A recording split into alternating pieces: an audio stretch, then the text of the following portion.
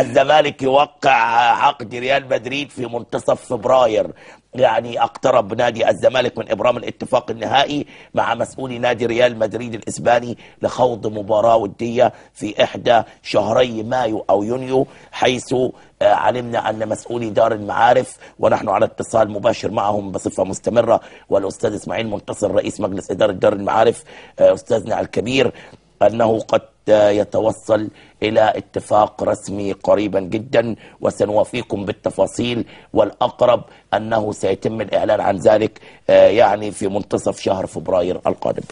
طيب أنا عايز أضيف حاجة يا أستاذ ناصر على الموضوع دوت. اتفضل. أنا عايز أقول هنا إن نادي ريال مدريد مش جاي. ماشي محمد القاضي أنا عارفه يا جماعة. لا أنا بقول لك نادي ريال مدريد مش جاي، بس أنا مش هقول لك السبب النهارده إيه.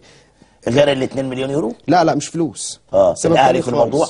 هو لا انا مش هقول لك السبب، بس انا بقول لك النادي ريال مدريد لا لازم تقول السبب. ما هو انا بقول لك نادي ريال مدريد ما هو مش جاي. في سببين، في كلام بيتقال ان الاهلي تدخل، الله اعلم بهذا الموضوع. ماشي انا هقول لك على حاجه، هو اذا كان الوفد هيسافر لاسبانيا علشان خاطر يتفاوض مع نادي ريال مدريد ان هو يجي في المئويه في شهر 6، في حاجه ثانيه ان النادي اسبانيول الاسباني هو اللي عرض يشارك في مئويه الزمالك بمقابل 150,000 يورو. خلي بالك انت شوف الفرق بس من المبلغين، ماشي؟ وانت ممكن تعمل احتفالات المئويه. بس ده ريال مدريد وده اسبانيول؟ لا ما انت ممكن تعمل في المئويه 3-4 ماتشات. ما انت كنت متوقع انت تجيب نادي مازيمبي الكونغولي، كان هيبقى برضه طرف من اطراف المئويه، وفي نادي روسي وحاجات كتيره. قالوا هيعملوا اكتر من ماتش ودي. فانت قصدي الماتش ده نادي اسبانيول بكامل نجومه كان هيجي لك ب 150,000 يورو، وانت اللي قلت ما فيش فلوس، هتروح تجيب ريال مدريد وتدفع 2 مليون يورو يعني بمساعده دار المعارف مشكوره. انا بقول لك لا، هو نادي ريال مدريد مش جاي اساسا، واللي هيجي يلعب في يعني مش عايز اقول لك في مئويه الزمالك، اللي هيجي يلعب مع الزمالك في شهر 6